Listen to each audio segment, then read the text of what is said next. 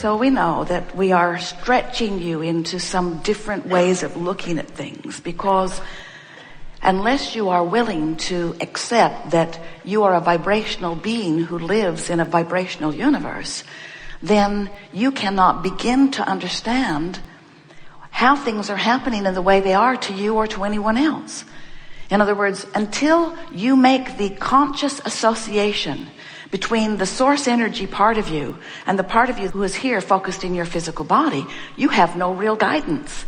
You can't begin to consistently move in the direction of that which you are becoming.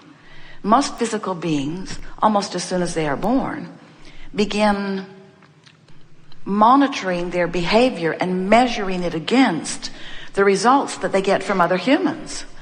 So if you behave in a way that pleases the humans who are near you, they smile and they reward you with words and behavior. But if you displease them, you know that right away too, because they frown and they withhold and they punish.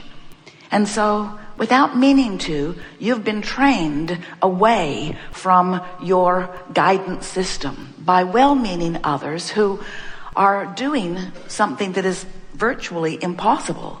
They're attempting to sort out all manner of manifestation and put it into piles of good and not so good and less good and really less good and terrible. They've sorted out these piles and then they join together in groups as they try to protect their piles. It's such an interesting thing, the limitation of these piles. And what we're encouraging you to do is, rather than trying to join the group with the loudest voice or even the group with the strongest influence on you for whatever reason, we're encouraging you to try to let go of the influence that others have set upon you while you reach for the influence of the source within you. And what we want you to know is each time you offer one of those requests, it is pure to us. In other words, we stand in your vortex receiving your request. Your inner being becomes the vibrational equivalent of each and every request that you set forth. But as we said at the beginning of our conversation here with you today, often you don't go with your rocket. You stay outside the vortex, so to speak, justifying why you need or why you want the improvement. And as you beat the drum of the injustice that you're living, I don't have enough and it's not fair, and I've never had enough and it's never been fair, and those people around me don't have enough and that's never been fair. What you do, you don't mean to, but what you do is you keep active in yourself a vibration that prevents you from joining the vibration of your desire. That's why your desire doesn't feel good to you. Your desire doesn't feel good to you when you doubt it. Your desire doesn't feel good when you don't believe it. Your desire doesn't feel good when you don't feel worthy of it. Your desire doesn't feel good when you are in a state of blame or guilt or anger or frustration. When you feel those negative emotions, what it means every single time is, oh, you launched a desire. Yes, you did. And your desire is with the larger part of you and is present tense in terms of the vibrational creation. But as long as you are feeling negative emotion, it means you're not up to speed with your desire. And that's logical in many cases, isn't it? Because what's been happening and what you've been observing is usually the reason that you're offering the vibration that you're offering. Most people are responding to what's happening around them. If someone is rude to you, maybe somebody you love, maybe somebody you don't even know, but if someone is rude to you and you observe their rudeness, you usually have a knee-jerk response to that. And if you keep it up, you're going to develop a pattern of believing that people are rude, or of believing that you are inferior in some way and attracting it. In other words, you're going to get a complex if you keep focusing upon things that keep happening and keep them active in your vibration. So what this gathering is about you deciding that you're going to offer your vibration on purpose, because your vibration equals your point of attraction. The law of attraction, which is the powerful law that manages this universe and everything that exists, it is a law that responds to vibrational frequencies. And the only reason that humans aren't more keenly aware of this law is because most humans are unaware that they have a vibrational frequency. They're not putting it together. They're not noticing that their emotions are the key to their alignment or resistance to the vibration of who they are. But once you begin to accept or even consider the idea that you are source energy, a part of which has come forth into this body, and that the larger part of you still remains non-physically focused, still offering this powerful vibration, and that when you, in your physical body, launch a rocket of desire, that your inner being becomes immediately the vibrational equivalent of that new expanded beingness, and that then your relationship in your physical body to this new expansion has shifted a little bit. In other words, you really owe it to yourself to keep up with your own expansion. And when you do, oh, life is so good. You get an idea and it feels foreign at first, but then you ponder it and you consider it and you make it more familiar. You practice it, you visualize it, you bring yourself little by little into alignment with it. And when you do, when there's no resistance offered within you, when the vibration between what you want and what you're thinking here and now are the same vibration, it manifests all over the place for you. In other words, you just can't keep from manifesting what you believe. What you believe and what you expect are manifesting all around you as evidence of what you believe and what you expect. But humans don't tell the story that way usually. They don't say, I get what I think about. They say, I get stuff and some of it I like and some of it I don't like, but I can't figure out what's the common denominator. I think that I am living a karmic response to past lives. It must be something like that. No, I know what it is. I know what it is. There's a conspiracy against me. I think it's the government. No, I know what it is. I was born into the wrong religion and I'm being punished for that. You come up with really screwy things. Or you say, it's my employer's fault. That's a big one. Oh, here's the biggest one of all. It's my mother's fault. I'm certain that we got off on the wrong foot. If she had been wiser, things would have gone better for me. And what we're wanting you to realize is you learned a lot of vibrational patterns from a lot of different places. But the bottom line is your vibrational pattern, what you believe and what you expect is what you're getting. It's what you're getting. It's what you're getting. And we just want to show you that if what you're getting is a match to what you're wanting, then our work here is done.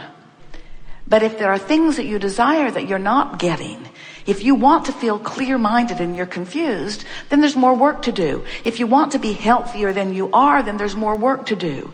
If you want to have more fun than you're having, then there's more work to do. If you want to be more prosperous than you are, then there's more work to do.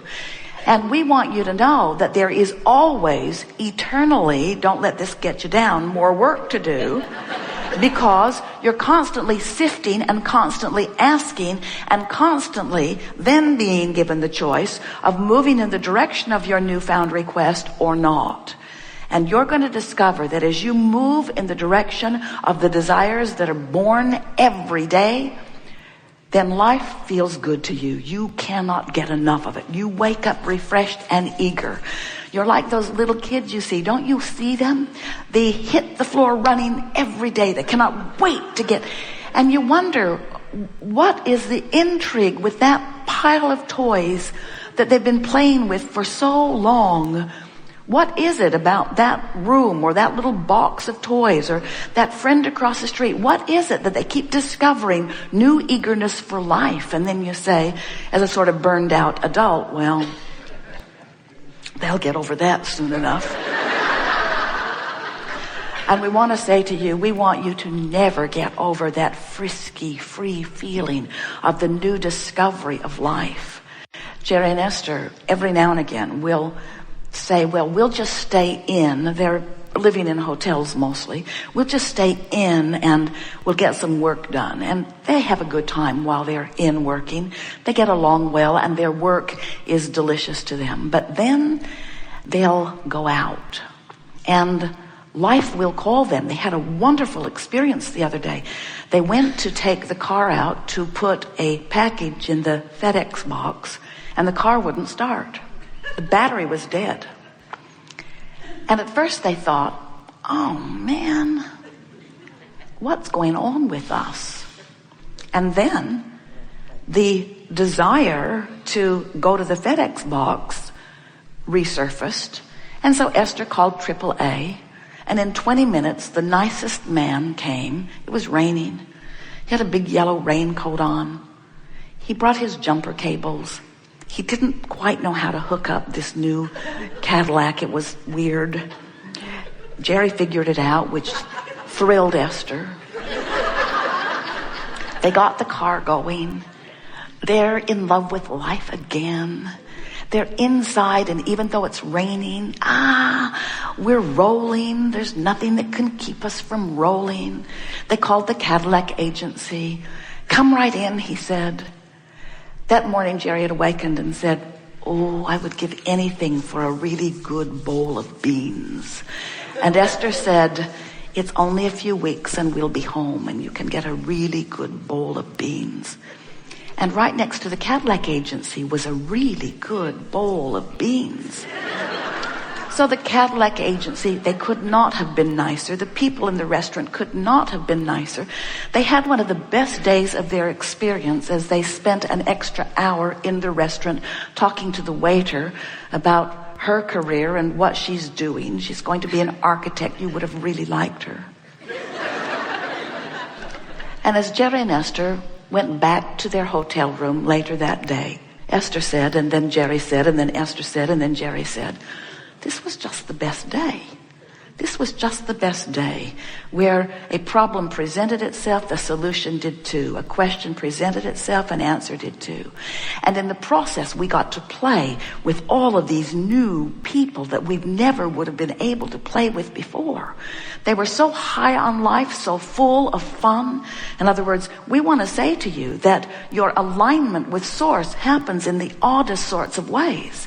And when you accept that life is supposed to present itself to you and will, and out of it will come your reasons to interact, your reasons to explore, your reasons to express your appreciation through dollars and through words, your reason to utilize your own mind, your ability to discover your own solutions. In other words, what is life if it is not a constant unfolding? As we speak to you about this day, and we know you have days like this, and you know what we're talking about, where unexpected, wonderful things turn up in all kinds of unexpected and wonderful places. We want you to understand that there's a vortex full of circumstances and events and unfoldings that, as they happen, they are leading you to exactly who you are and what you want. We want you to know that things are always working out for you through the path of the least resistance that you've got going on. Things are always working out for you. Even a dead battery was Jerry's path to beans.